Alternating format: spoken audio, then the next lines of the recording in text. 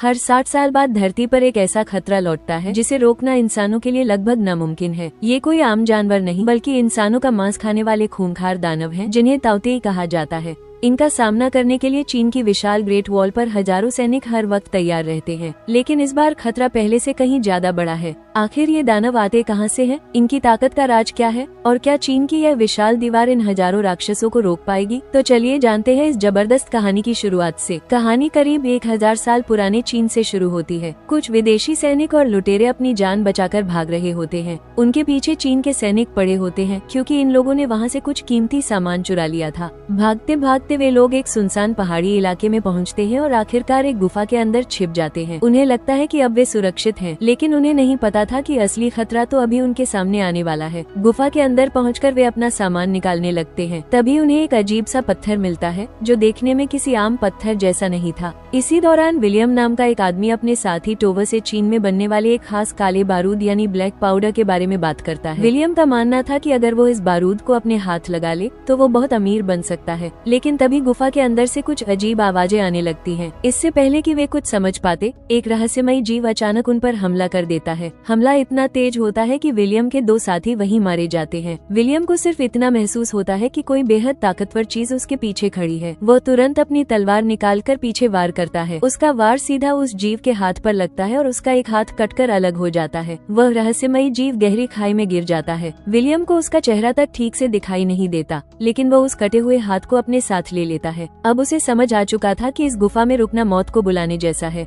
इसलिए सुबह होते ही विलियम और टोवा वहाँ से निकल जाते हैं, लेकिन बाहर निकलते ही उनकी परेशानी फिर शुरू हो जाती है। चीन के सैनिक उन्हें दोबारा देख लेते हैं और उनका पीछा करने लगते हैं। दोनों घोड़ों को पूरी रफ्तार से दौड़ाते हुए आखिरकार चीन की विशाल ग्रेट वॉल तक पहुँच जाते हैं, लेकिन वहाँ पहुँचकर दोनों के होश उड़ जाते हैं, क्योंकि उनके सामने हजारों चीनी सैनिक पूरी तैयारी के साथ खड़े होते हैं। अब उनके पीछे दुश्मन और सामने पूरी सेना थी। भागने का कोई रास्ता नहीं बचा था, इसलिए दोनों हथियार नीचे रखकर खुद को सैनिकों के हवाले कर देते हैं। इसके बाद उन्हें चीन के जनरल के सामने पेश किया जाता है। जनरल की नजर जैसे ही उस कटे हुए हाथ पर पड़ती है, उसका चेहरा बदल जाता है। उसे तुरंत एहसास हो जाता है कि यह किसी साधारण जानवर का हाथ नहीं है। कमांडर लिन विलियम से पूछती है कि यह हाथ उसे कहाँ से मिला। विलियम पूरी घटना बता देता है, लेकिन वहाँ मौजूद ज्यादातर लोग उसकी बात पर विश्वास नहीं करते। तभी एक बुजुर्ग व्यक्ति वांग आगे आता है। वो विलियम की तलवार पर लगे हरे रंग के ताजे खून को देखता है और समझ जाता है कि विलियम झूठ नहीं बोल रहा।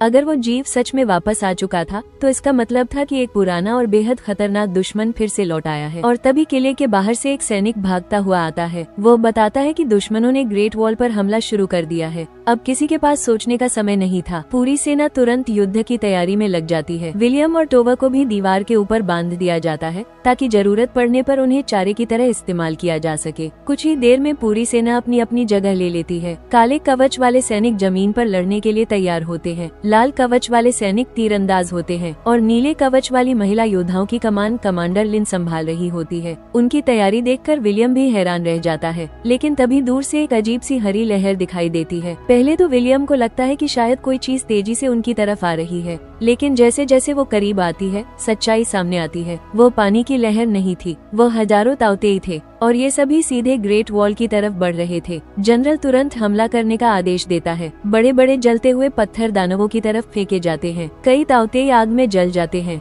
लेकिन बाकी दानव बिना रुके आगे बढ़ते रहते हैं। इन सभी के बीच एक सबसे अलग ताओतेई दिखाई देती है, उनकी रानी। बाकी सारे दानव उसकी रक्षा करते हुए आगे बढ़ रहे होते हैं। चीनी सैनिक लगातार तीरों की बारिश शुरू कर देते हैं, लेकिन तभी नीले कवच वाली महिला योद्धाएं आगे आती हैं। वे अपनी कमर में रस्सियां बांधती हैं और ग्रेट वॉल से नीचे छलांग लगा देती हैं। हवा में झूलते हुए वे अपने लंबे भालों से ताओतेई पर हमला करती हैं और फिर रस्सियों की मदद से वापस दीवार पर आ जाती हैं। ये देखकर विलियम भी दंग रह जाता है, लेकिन ताओतेई की संख्या इतनी ज्यादा होती है कि धीरे धीरे वे दीवार पर चढ़ना शुरू कर देते हैं। कई दानव दीवार के ऊपर पहुंच जाते हैं और सैनिकों पर हमला कर देते हैं। इसी बीच विलियम और टोवा किसी तरह आजाद हो जाते हैं। विलियम की नजर एक चीनी सैनिक पेंग पर पड़ती है, जो एक विशाल ताओतेई के सामने फंस चुका था। विलियम बिना समय गंवाए एक लंबा भाला उठाता है और सीधे उस दानव के मुंह में घोंप देता है। टोवा भी उसकी मदद करता है। दोनों मिलकर उस दानव को मार गिराते हैं। ये देखकर जनरल और कमांडर लिन भी हैरान रह जाते हैं। जिन 2 लोगों को वे कैदी समझ रहे थे, वही अब उनके सैनिक की जान बचा चुके थे। लेकिन तभी ताओतेई की रानी एक अजीब संकेत देती है और अचानक सारे दानव पीछे हटने लगते हैं। विलियम तुरंत समझ जाता है कि इन सभी दानवों को उनकी रानी नियंत्रित करती है।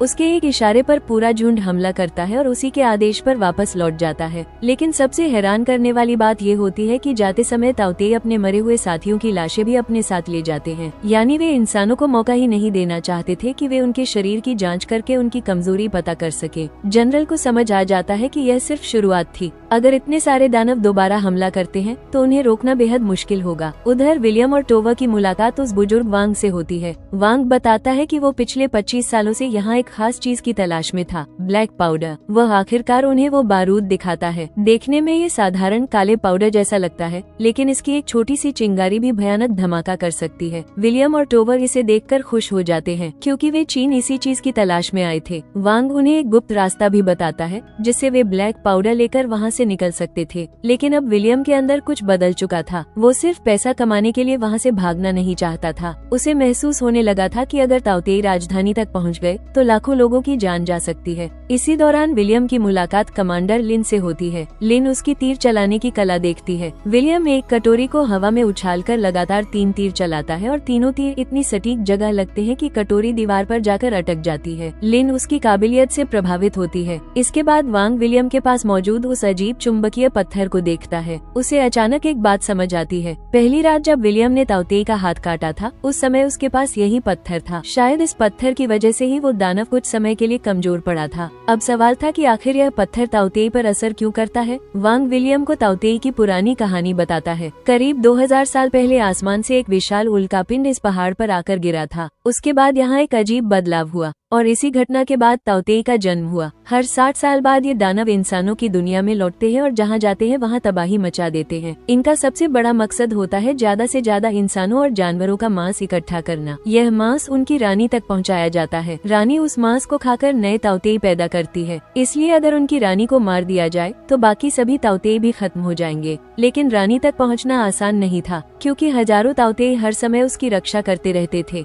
और अब सबसे बड़ी चिंता ये थी कि ग्रेट वॉल से कुछ ही दूरी पर चीन की राजधानी थी जहां लाखों लोग रहते थे। अगर ताओतेई दीवार पार कर लेते तो इतनी बड़ी आबादी उनके सामने होती कि उन्हें रोकना लगभग नामुमकिन हो जाता। लेकिन तभी ग्रेट वॉल के एक हिस्से से अजीब आवाजें आने लगती हैं। जनरल और लिन अपने सैनिकों के साथ वहां पहुंचते हैं। वहां मौजूद सभी पहरेदार मारे जा चुके होते हैं, लेकिन ताओतेई ने उनकी लाशों को खाया तक नहीं था। जनरल समझ जाता है कि यह कोई सामान्य हमला नहीं था, यह एक जाल था। तभी अचानक एक ताओतेई पीछे से हमला करता है। जनरल लिन को बचाने के लिए सामने आ जाता है और गंभीर रूप से घायल हो जाता है। सैनिक उसे वापस लेकर आते हैं, लेकिन वो अपनी जान नहीं बचा पाता। मरने से पहले वो कमांडर लिन को पूरी सेना की जिम्मेदारी सौंप देता है। अब लिन ही ग्रेट वॉल की नई कमांडर बन जाती है। इसके बाद हजारों स्काई लैंटर्न आसमान में छोड़े जाते हैं और पूरी सेना अपने पुराने जनरल को आखिरी विदाई देती है। लेकिन उनके पास दुख मनाने का समय नहीं था क्योंकि ताओतेई कभी भी दोबारा हमला कर सकते थे। इसी बीच राजधानी से आए कुछ लोग पुराने ग्रंथों की जांच करते हैं। उन्हें पता चलता है कि चुंबकीय पत्थर ताओतेई को कमजोर कर सकता है। अब विलियम के दिमाग में एक योजना आती है। अगर एक ताओतेई को जिंदा पकड़ा जाए और उसके ऊपर इस पत्थर का असर साबित हो जाए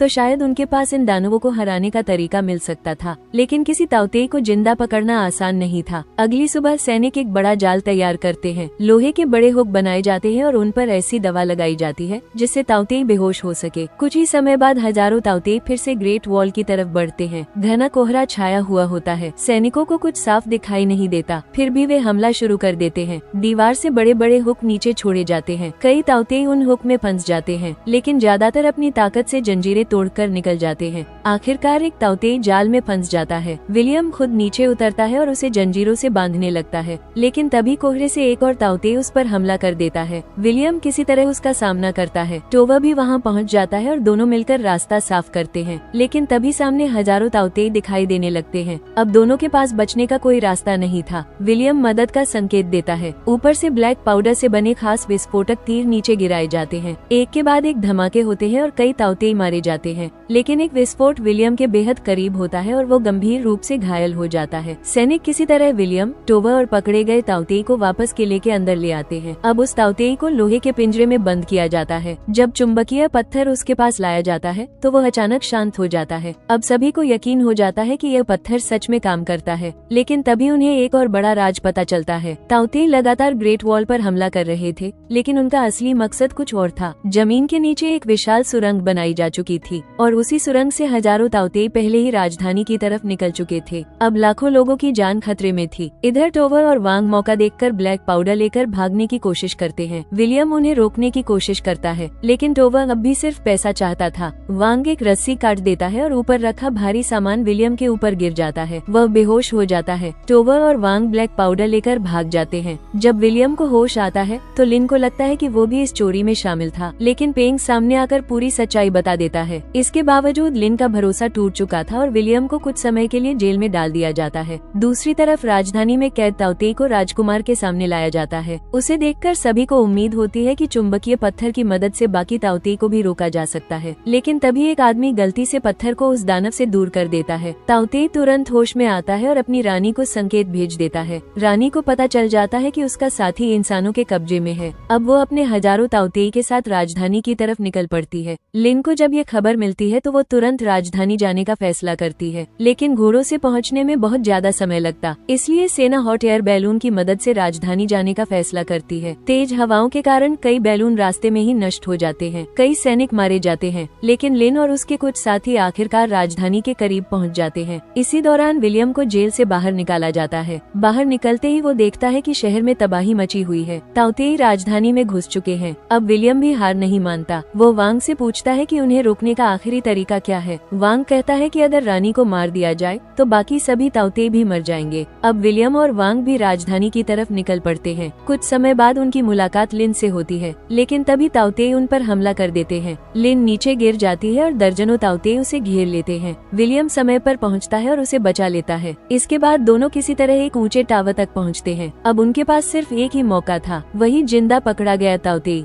उसके शरीर पर ब्लैक पाउडर के विस्फोटक बांधे जाते हैं। फिर उसके सामने काफी सारा मांस रखा जाता है। प्लान ये था कि ताउतेई उस मांस को अपनी रानी तक लेकर जाएगा और जब वो रानी के पास पहुंचेगा तब वे विस्फोट करके रानी को मार देंगे। कुछ ही पलों में एक एक करके सभी दानव जमीन पर गिरने लगते हैं। उनकी सारी ताकत खत्म हो चुकी थी। आखिरकार लाखों लोगों पर मंडरा रहा खतरा खत्म हो जाता है। पूरी राजधानी बच जाती है। इसके बाद हमें टोवर दिखाई देता है, जो अभी भी कैद में था। विलियम उसके पास पहुंचता है और उसे आजाद कराने के लिए एक फैसला करता है। वो टोवर से कहता है कि उसके पास दो रास्ते हैं, या तो वो जितना चाहे ब्लैक पाउडर लेकर चला जाए या फिर अपने दोस्त को आजाद करवाए। टोवर को लगता है कि विलियम ने जरूर दौलत चुनी होगी, लेकिन विलियम मुस्कुराकर बताता है कि उसने अपने दोस्त को चुना है। इसके बाद टोवर को आजाद कर दिया जाता है। कमांडर लिन भी विलियम का शुक्रिया अदा करती है, क्योंकि अगर विलियम सही समय पर उनकी मदद नहीं करता तो शायद आज कोई भी जिंदा नहीं बचता। आखिर में विलियम और टोवा घोड़ों पर सवार होकर चीन से निकल जाते हैं। इस बार उनके पास ब्लैक पाउडर की दौलत नहीं थी, लेकिन उनके पास उससे कहीं ज्यादा कीमती चीज थी, एक सच्ची दोस्ती और यह संतोष कि उन्होंने लाखों लोगों की जान बचाई थी। और इसी के साथ द ग्रेट वॉल की यह शानदार कहानी खत्म हो जाती है।